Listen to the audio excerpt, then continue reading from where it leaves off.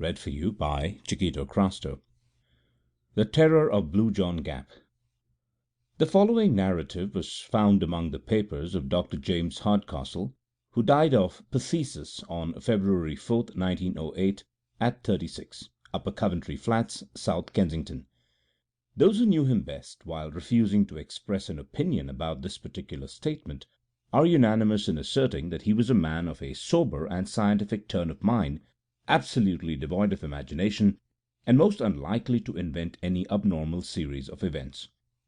The paper was contained in an envelope which was docketed, "A short account of the circumstances which occurred near Miss Allerton's farm in northwest Derbyshire in the spring of last year." The envelope was sealed, and on the other side was written in pencil: "Dear Seaton, it may interest and perhaps pain you to know that the incredulity with which you met my story has prevented me from ever opening my mouth upon the subject again. I leave this record after my death, and perhaps strangers may be found to have more confidence in me than my friend. Inquiry has failed to elicit who this Seaton may have been. I may add that the visit of the deceased to Allerton's farm, and the general nature of the alarm there, apart from his particular explanation, have been absolutely established. With this foreword I append his account exactly as he left it. It is in the form of a diary, some entries in which have been expanded, while a few have been erased. April 17th. Already I feel the benefit of this wonderful upland air. The farms of the Allertons lies 1420 feet above sea level, so it may well be a bracing climate. Beyond the usual morning cough I have very little discomfort, and, what with fresh milk and home-grown mutton, I have every chance of putting on weight. I think Saunderson will be pleased. The two Miss Allertons are charmingly quaint and kind, two dear little hard-working old maids, who are ready to lavish all the heart which might have gone out to husband and to children upon an invalid stranger. Truly, the old maid is a most useful person, one of the reserve forces of the community.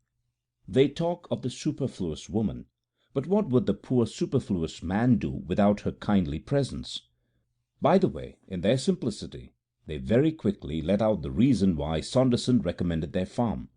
The professor rose from the ranks himself, and I believe that in his youth he was not above scaring crows in these very fields. It is a most lonely spot, and the walks are picturesque in the extreme. The farm consists of grazing land lying at the bottom of an irregular valley. On each side are the fantastic limestone hills, formed of rock so soft that you can break it away with your hands.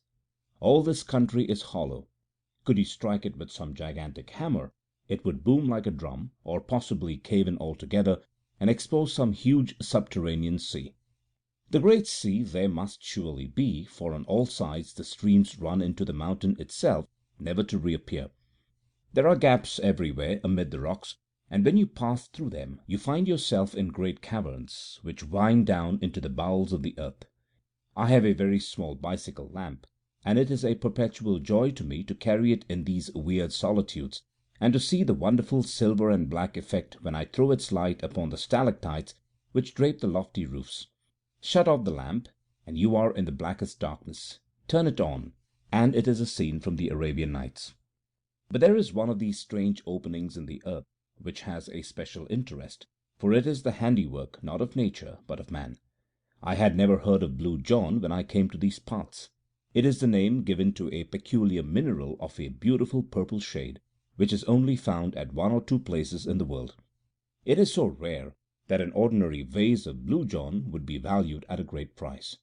The Romans, with that extraordinary instinct of theirs, discovered that it was to be found in this valley, and sank a horizontal shaft deep into the mountain side. The opening of their mine has been called Blue John Gap, a clean-cut arch in the rock, the mouth all overgrown with bushes. It is a goodly passage which the Roman miners have cut, and it intersects some of the great water-worn caves, so that if you enter Blue John Gap you would do well to mark your steps and to have a good store of candles, or you may never make your way back to the daylight again. I have not yet gone deeply into it, but this very day I stood at the mouth of the arched tunnel, and peering down into the black recesses beyond, I vowed that, when my health returned, I would devote some holiday to exploring those mysterious depths and finding out for myself how far the Roman had penetrated into the Derbyshire hills. Strange how superstitious these countrymen are. I should have thought better of young Armitage, for he is a man of some education and character, and a very fine fellow for his station in life. I was standing at the Blue John Gap when he came across the field to me. "Well, doctor," said he, "you're not afraid, anyhow." "Afraid?" I answered. "Afraid of what?" "Of it," he said, with a jerk of his thumb towards the black vault, "of the terror that lives in the Blue John cave." How absurdly easy it is for a legend to arise in a lonely countryside! I examined him as to the reasons for his weird belief. It seems that from time to time sheep have been missing from the fields, carried bodily away, according to Armitage. That they could have wandered away of their own accord and disappeared among the mountains was an explanation to which he would not listen. On one occasion a pool of blood had been found, and some tufts of wool. That also, I pointed out, could be explained in a perfectly natural way. Further, the nights upon which sheep disappeared were invariably very dark, cloudy nights with no moon. This I met with the obvious retort that those were the nights which a commonplace sheep stealer would naturally choose for his work. On one occasion a gap had been made in a wall, and some of the stones scattered for a considerable distance. Human agency again, in my opinion. Finally, Armitage clinched all his arguments by telling me that he had actually heard the creature. Indeed, that anyone could hear it who remained long enough at the gap. It was a distant roaring of an immense volume. I could not but smile at this, knowing as I do the strange reverberations which come out of an underground water system running amid the chasms of a limestone formation. My incredulity annoyed Armitage so that he turned and left me with some abruptness. And now comes the queer point about the whole business. I was still standing near the mouth of the cave, turning over in my mind the various statements of Armitage, and reflecting how readily they could be explained away, when suddenly, from the depth of the tunnel beside me, there issued a most extraordinary sound. How shall I describe it? First of all, it seemed to be a great distance away, far down in the bowels of the earth. Secondly, in spite of this suggestion of distance, it was very loud. Lastly, it was not a boom nor a crash, such as one would associate with falling water or tumbling rock, but it was a high whine, tremulous and vibrating, almost like the whinnying of a horse. It was certainly a most remarkable experience, and one which for a moment, I must admit, gave a new significance to Armitage's words. I waited by the Blue John Gap for half an hour or more, but there was no return of the sound, so at last I wandered back to the farmhouse, rather mystified by what had occurred. Decidedly I shall explore the cavern when my strength is restored. Of course, Armitage's explanation is too absurd for discussion, and yet that sound was certainly very strange. It still rings in my ears as I write. April 20th. In the last 3 days I have made several expeditions to the Blue John Gap, and have even penetrated some short distance, but my bicycle lantern is so small and weak that I dare not trust myself very far. I shall do the thing more systematically. I have heard no sound at all, and could almost believe that I had been the victim of some hallucination suggested perhaps by Armitage's conversation. Of course, the whole idea is absurd, and yet I must confess that those bushes at the entrance of the cave do present an appearance as if some heavy creature had forced its way through them. I begin to be keenly interested. I have said nothing to the Miss Allertons, for they are quite superstitious enough already, but I have bought some candles and mean to investigate for myself. I observed this morning that among the numerous tufts of sheep's wool which lay among the bushes near the cavern there was one which was smeared with blood. Of course, my reason tells me that if sheep wander into such rocky places they are likely to injure themselves, and yet somehow that splash of crimson gave me a sudden shock, and for a moment I found myself shrinking back in horror from the old Roman arch. A fetid breath seemed to ooze from the black depths into which I peered. Could it indeed be possible that some nameless thing, some dreadful presence, was lurking down yonder? I should have been incapable of such feelings in the days of my strength, but one grows more nervous and fanciful when one's health is shaken.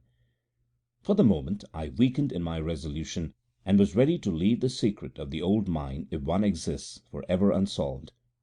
But to night my interest has returned, and my nerves grown more steady.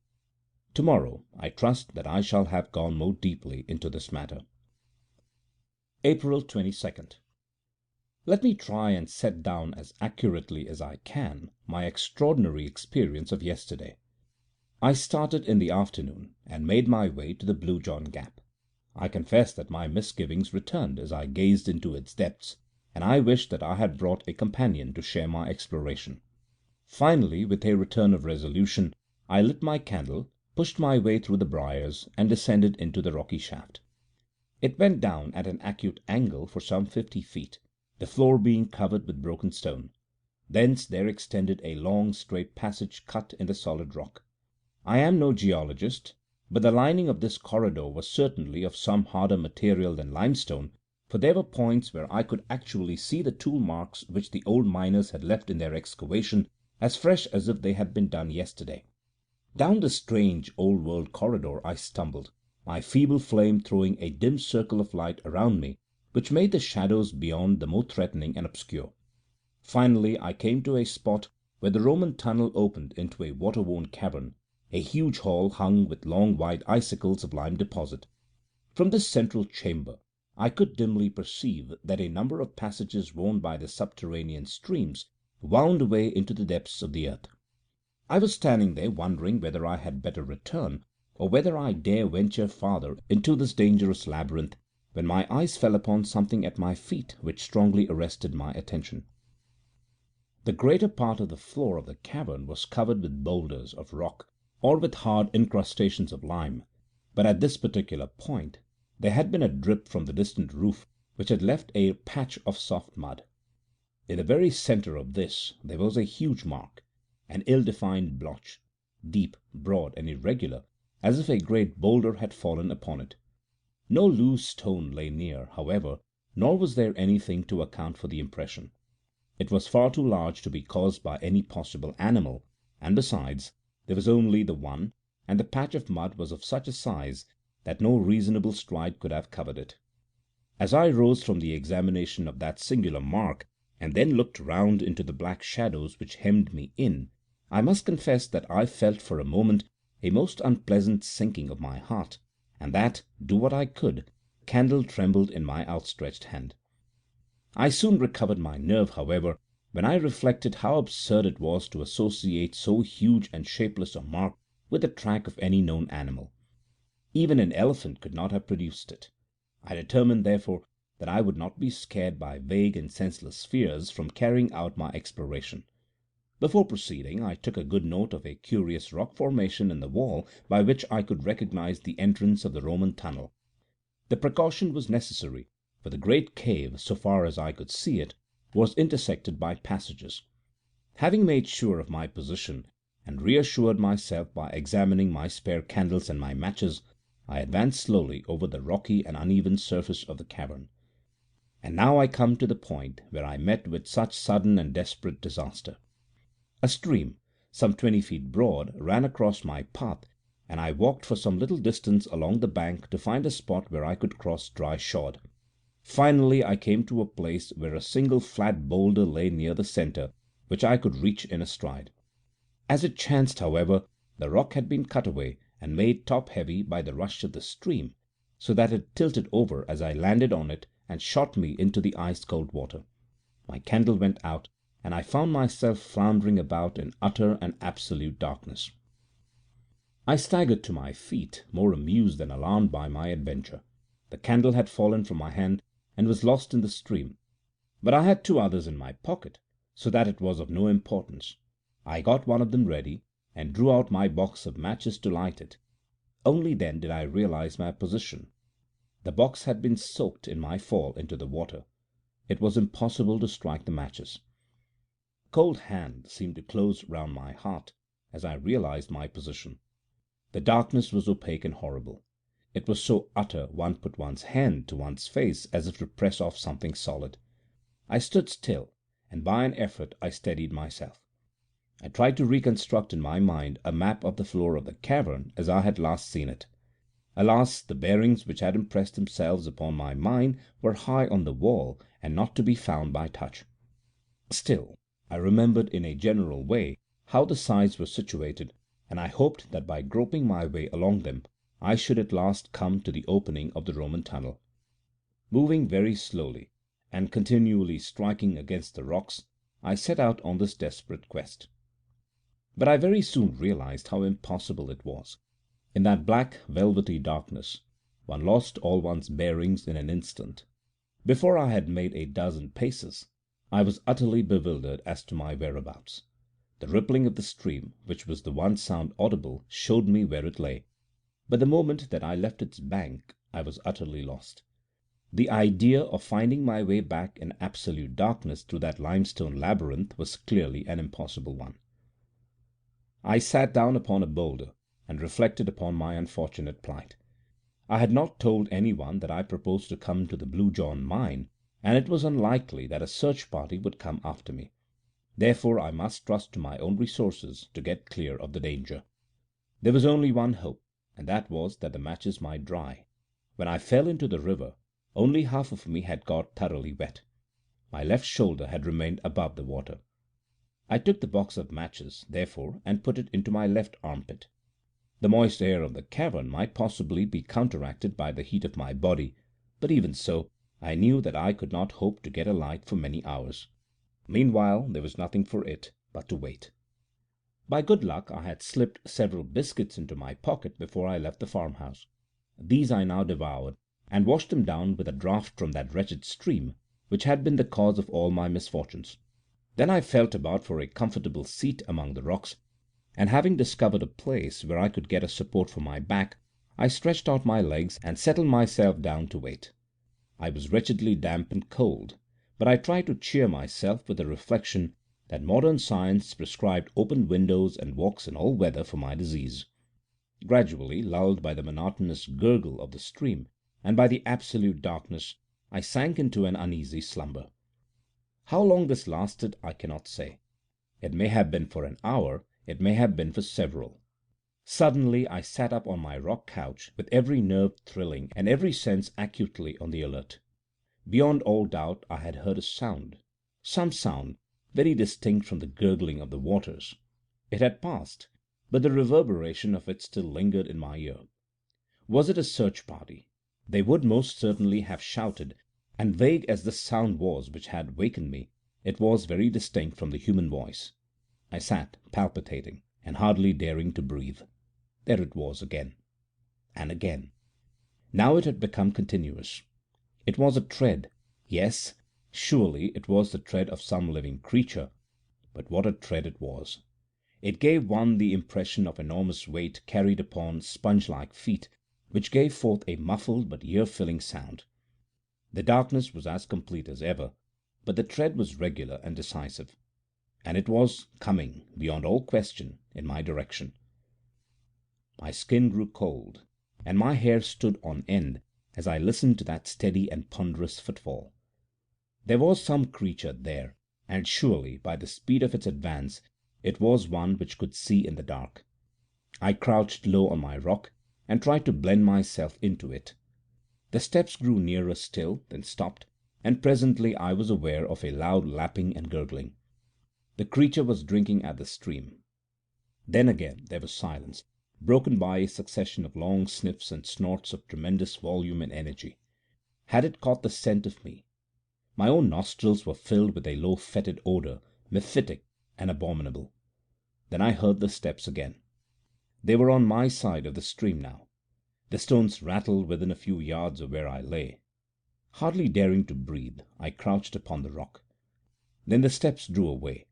I heard the splash as it returned across the river, and the sound died away into the distance in the direction from which it had come. For a long time I lay upon the rock, too much horrified to move. I thought of the sound which I had heard coming from the depths of the cave, of Armitage's fears, of the strange impression in the mud, and now came this final and absolute proof that there was indeed some inconceivable monster, something utterly unearthly and dreadful, which lurked in the hollow of the mountain. Of its nature or form I could frame no conception, save that it was both light-footed and gigantic. The combat between my reason, which told me that such things could not be, and my senses, which told me that they were, raged within me as I lay. Finally, I was almost ready to persuade myself that this experience had been part of some evil dream, and that my abnormal condition might have conjured up an hallucination. But there remained one final experience which removed the last possibility of doubt from my mind. I had taken my matches from my armpit and felt them. They seemed perfectly hard and dry. Stooping down into a crevice of the rocks, I tried one of them. To my delight, it took fire at once. I lit the candle, and with a terrified backward glance into the obscure depths of the cavern, I hurried in the direction of the Roman passage. As I did so, I passed the patch of mud on which I had seen the huge imprint. Now I stood astonished before it, for there were three similar imprints upon its surface, enormous in size, irregular in outline, of a depth which indicated the ponderous weight which had left them. Then a great terror surged over me. Stooping and shading my candle with my hand, I ran in a frenzy of fear to the rocky archway, hastened up it, and never stopped until, with weary feet and panting lungs, I rushed up the final slope of stones, broke through the tangle of briars, and flung myself exhausted upon the soft grass under the peaceful light of the stars. It was 3 in the morning when I reached the farmhouse, and today I am all unstrung and quivering after my terrific adventure. As yet I have told no one. I must move warily in the matter. What would the poor lonely women or the uneducated yokels here think of it if I were to tell them my experience? Let me go to someone who can understand and advise. April 25th. I was laid up in bed for 2 days after my incredible adventure in the cavern.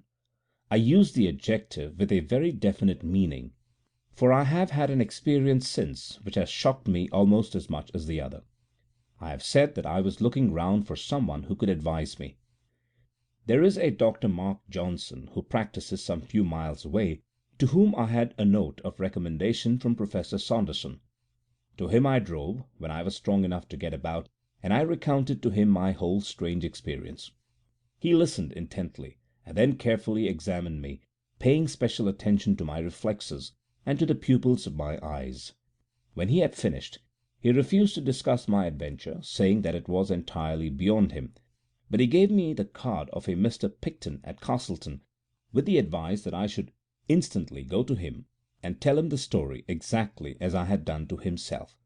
He was, according to my adviser, the very man who was preeminently suited to help me. I went on to the station, therefore, and made my way to the little town, which is some 10 miles away. Mr. Picton appeared to be a man of importance, as his brass plate was displayed upon the door of a considerable building on the outskirts of the town. I was about to ring his bell when some misgiving came into my mind, and crossing to a neighbouring shop, I asked the man behind the counter if he could tell me anything of Mr. Picton. "Why," said he is the best mad doctor in Derbyshire, and yonder is his asylum." You can imagine that it was not long before I had shaken the dust of Castleton from my feet and returned to the farm, cursing all unimaginative pedants who cannot conceive that there may be things in creation which have never yet chanced to come across their mole's vision. After all, now that I am cooler, I can afford to admit that I have been no more sympathetic to Armitage than Dr. Johnson has been to me. April 27th. When I was a student, I had the reputation of being a man of courage and enterprise. I remember that when there was a ghost hunt at Coldbridge, it was I who sat up in the haunted house. Is it advancing years? After all, I am only 35. Or is it this physical malady which has caused degeneration? Certainly my heart quails when I think of that horrible cavern in the hill, and the certainty that it has some monstrous occupant. What shall I do? There is not an hour in the day that I do not debate the question. If I say nothing, then the mystery remains unsolved. If I do say anything, then I have the alternative of mad alarm over the whole countryside, or of absolute incredulity, which may end in consigning me to an asylum. On the whole, I think that my best course is to wait, and to prepare for some expedition which shall be more deliberate and better thought out than the last. As a first step, I have been to Castleton and obtained a few essentials. a large acetylene lantern for one thing, and a good double-barreled sporting rifle for another. The latter I have hired, but I have bought a dozen heavy game cartridges which would bring down a rhinoceros. Now I am ready for my troglodyte friend. Give me better health and a little spate of energy, and I shall try conclusions with him yet. But who and what is he? Ah, there is the question which stands between me and my sleep. How many theories do I form, only to discard each in turn? It is all so utterly unthinkable. And yet the cry, the footmark, the tread in the cavern, no reasoning can get past these. I think of the old world legends of dragons and of other monsters. Were they perhaps not such fairy tales as we have thought? Can it be that there is some fact which underlies them, and am I, of all mortals, the one who is chosen to expose it? May 3rd. For several days I have been laid up by the vagaries of an English spring, and during those days there have been developments, the true and sinister meaning of which no one can appreciate save myself. I may say that we have had cloudy and moonless nights of late, which, according to my information, were the seasons upon which sheep disappeared. Well, sheep have disappeared. Two of Miss Allerton's, one of old Pearson's of the catwalk, and one of Mrs. Moulton's. 4 in all during 3 nights. No trace is left of them at all, and the countryside is buzzing with rumours of gipsies and of sheep stealers. But there is something more serious than that. Young Armitage has disappeared also. He left his moorland cottage early on Wednesday night, and has never been heard of since. He was an unattached man, so there is less sensation than would otherwise be the case. The popular explanation is that he owes money, and has found a situation in some other part of the country, whence he will presently write for his belongings. But I have grave misgivings. It is not much more likely that the recent tragedy of the sheep has caused him to take some steps which may have ended in his own destruction. He may, for example, have lain in wait for the creature and been carried off by it to the recesses of the mountains. What an inconceivable fate for a civilized Englishman of the 20th century! And yet I feel that it is possible and even probable. But in that case, how far am I answerable both for his death and for any other mishap which may occur? Surely, with the knowledge I already possess, it must be my duty to see that something is done, or, if necessary, to do it myself. It must be the latter, for this morning I went down to the local police station and told my story. The inspector entered it all in a large book, and bowed me out with commendable gravity, but I heard a burst of laughter before I had got down his garden path. No doubt he was recounting my adventure to his family. June 10th. I am writing this, propped up in bed, 6 weeks after my last entry in this journal. I have gone through a terrible shock both to mind and body, arising from such an experience as has seldom befallen a human being before. But I have attained my end. The danger from the terror which dwells in the Blue John Gap has passed never to return. Thus much at least I, a broken invalid, have done for the common good. Let me recount what occurred as clearly as I may. The night of Friday, May 3rd, was dark and cloudy, the very night for the monster to walk. About 11 o'clock I went from the farmhouse with my lantern and my rifle, having first left a note upon the table of my bedroom in which I said that, if I were missing, search should be made for me in the direction of the gap. I made my way to the mouth of the Roman shaft, and, having perched myself among the rocks close to the opening, I shut off my lantern and waited patiently with my loaded rifle ready to my hand. It was a melancholy vigil. All down the winding valley I could see the scattered lights of the farmhouses, and the church clock of Chapel le Doyle tolling the hours came faintly to my ears. These tokens of my fellow men served only to make my own position seem the more lonely, and to call for a greater effort to overcome the terror which tempted me continually to get back to the farm and abandon for ever this dangerous quest. And yet there lies deep in every man a rooted self-respect which makes it hard for him to turn back from that which he has once undertaken. The feeling of personal pride was my salvation now, and it was that alone which held me fast when every instinct of my nature was dragging me away. I am glad now that I had the strength, In spite of all that it has cost me, my manhood is at least above reproach. 12 o'clock struck in the distant church, then one, then two. It was the darkest hour of the night. The clouds were drifting low, and there was not a star in the sky. An owl was hooting somewhere among the rocks, but no other sound, save the gentle sough of the wind, came to my ears. And then suddenly I heard it. From far away down the tunnel came those muffled steps, so soft and yet so ponderous.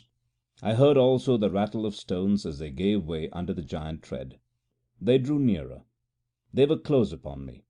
I heard the crashing of the bushes round the entrance, and then dimly through the darkness I was conscious of the loom of some enormous shape, some monstrous inchoate creature passing swiftly and very silently out from the tunnel. I was paralyzed with fear and amazement. Long as I had waited, now that it had actually come, I was unprepared for the shock. I lay motionless and breathless, whilst the great dark mass whisked by me and was swallowed up in the night. But now I nerved myself for its return.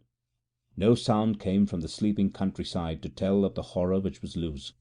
In no way could I judge how far off it was, what it was doing, or when it might be back. But not a second time would my nerve fail me, not a second time should it pass unchallenged. I swore it between my clenched teeth as I laid my cocked rifle across the rock. And yet it nearly happened. There was no warning of approach now as the creature passed over the grass. Suddenly, like a dark, drifting shadow, the huge bulk loomed up once more before me, making for the entrance of the cave. Again came the paralysis of volition which held my crooked finger impotent upon the trigger. But with a desperate effort I shook it off. Even as the brushwood rustled, and the monstrous beast blended with the shadow of the gap, I fired at the retreating form. In the blaze of the gun I caught a glimpse of a great shaggy mass, something with rough and bristling hair of a withered grey colour, fading away to white in its lower parts, the huge body supported upon short, thick, curving legs. I had just that glance, and then I heard the rattle of the stones as the creature tore down into its burrow.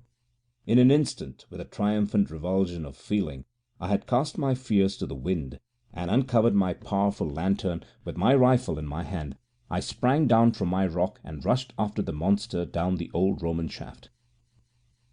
My splendid lamp cast a brilliant flood of vivid light in front of me, very different from the yellow glimmer which had aided me down the same passage only 12 days before. As I ran, I saw the great beast lurching along before me, its huge bulk filling up the whole space from wall to wall. Its hair looked like coarse faded oakum, and hung down in long dense masses which swayed as it moved. It was like an enormous unclipped sheep in its fleece, but in size it was far larger than the largest elephant, and its breadth seemed to be nearly as great as its height. It fills me with amazement now to think that I should have dared to follow such a horror into the bowels of the earth, but when one's blood is up, and when one's quarry seems to be flying, the old primeval hunting spirit awakes, and prudence is cast to the wind. Rifle in hand, I ran at the top of my speed upon the trail of the monster. I had seen that the creature was swift. Now I was to find out, to my cost, that it was also very cunning. I had imagined that it was in panic flight, and that I had only to pursue it. The idea that it might turn upon me never entered my excited brain. I have already explained that the passage down which I was racing opened into a great central cave. Into this I rushed, fearful lest I should lose all trace of the beast. But he had turned upon his own traces, and in a moment we were face to face. That picture, seen in the brilliant white light of the lantern, is etched for ever upon my brain. He had reared up on his hind legs, as a bear would do, and stood above me, enormous, menacing, such a creature as no nightmare had ever brought to my imagination. I have said that he reared like a bear, and there was something bear-like, if one could conceive a bear which was tenfold the bulk of any bear seen upon earth, in his whole pose and attitude, in his great crooked forelegs with their ivory white claws, in his rugged skin, and in his red gaping mouth fringed with monstrous fangs. Only in one point did he differ from the bear, or from any other creature which walks the earth, and even at that supreme moment a shudder of horror passed over me as I observed that the eyes which glistened in the glow of my lantern were huge projecting bulbs, white and sightless. For a moment his great paws swung over my head. The next he fell forward upon me. I and my broken lantern crashed to the earth, and I remember no more. When I came to myself, I was back in the farmhouse of the Allertons. 2 days had passed since my terrible adventure in the Blue John Gap. It seems that I had lain all night in the cave, insensible from concussion of the brain, with my left arm and 2 ribs badly fractured. In the morning my note had been found, a search party of a dozen farmers assembled, and I had been tracked down and carried back to my bedroom, where I had lain in high delirium ever since. There was, it seems, no sign of the creature, and no bloodstain which would show that my bullet had found him as he passed. Save for my own plight and the marks upon the mud, there was nothing to prove that what I had said was true. 6 weeks have now elapsed, and I am able to sit out once more in the sunshine. Just opposite me is a steep hillside, grey with shaly rock, and yonder on its flank is the dark cleft which marks the opening of the Blue John Gap. But it is no longer a source of terror. Never again through that ill-omened tunnel shall any strange shape flit out into the world of men. The educated and the scientific, the Dr. Johnsons and the like, may smile at my narrative, but the poorer folk of the countryside had never a doubt as to its truth. On the day after my recovering consciousness, they assembled in their hundreds round the Blue John Gap. As the Castleton Courier said, it was useless for our correspondent, or for any of the adventurous gentlemen who had come from Matlock, Buxton, and other parts, to offer to descend, to explore the cave to the end, and to finally test the extraordinary narrative of Dr. James Hardcastle. The country people had taken the matter into their own hands, and from an early hour of the morning they had worked hard in stopping up the entrance of the tunnel. There is a sharp slope where the shaft begins, and great boulders, rolled along by many willing hands, were thrust down it until the gap was absolutely sealed. So ends the episode which has caused such excitement throughout the country. Local opinion is fiercely divided upon the subject. On the one hand are those who point to Dr. Hardcastle's impaired health, and to the possibility of cerebral lesions of tubercular origin, giving rise to strange hallucinations. Some idée fixe, according to these gentlemen, caused the doctor to wander down the tunnel, and a fall among the rocks was sufficient to account for his injuries. On the other hand, a legend of a strange creature in the gap has existed for some months now, and the farmers look upon Dr. Hardcastle's narrative and his personal injuries as a final corroboration. So the matter stands, and so the matter will continue to stand, for no definite solution seems to us to be now possible. It transcends human wit to give any scientific explanation which could cover the alleged facts. Perhaps before the Courier published these words they would have been wise to send their representative to me. I have thought the matter out, as no one else has occasion to do, and it is possible that I might have removed some of the more obvious difficulties of the narrative and brought it one degree nearer to scientific acceptance. Let me then write down the only explanation which seems to me to elucidate what I know to my cost to have been a series of facts. My theory may seem to be wildly improbable, but at least no one can venture to say that it is impossible. My view is, and it was formed, as is shown by my diary, before my personal adventure, that in this part of England there is a vast subterranean lake or sea, which is fed by the great number of streams which pass down through the limestone. Where there is a large collection of water, there must also be some evaporation, mists, or rain, and a possibility of vegetation. This in turn suggests that there may be animal life, arising, as a vegetable life would also do, from those seeds and types which had been introduced at an early period of the world's history, when communication with the outer air was more easy. This place had then developed a fauna and flora of its own, including such monsters as the one which I have seen, which may well have been the old cave bear, enormously enlarged and modified by its new environment. For countless eons the internal and the external creation had kept apart, growing steadily away from each other. Then there had come some rift in the depths of the mountain, which had enabled one creature to wander up, and, by means of the Roman tunnel, to reach the open air. Like all subterranean life, it had lost the power of sight, but this had no doubt been compensated for by nature in other directions. Certainly it had some means of finding its way about, and of hunting down the sheep upon the hillside. As to its choice of dark nights, it is part of my theory that light was painful to those great white eyeballs, and that it was only a pitch black world which it could tolerate. Perhaps, indeed, it was the glare of my lantern which saved my life at that awful moment when we were face to face. So I read the riddle. I leave these facts behind me, and if you can explain them, do so, or if you choose to doubt them, do so. Neither your belief nor your incredulity can alter them nor affect one whose task is nearly over. So ended the strange narrative of Dr. James Hardcastle. End of The Terror of Blue John Gap. Read for you by Chiquito Crasto, Lubbock, Texas.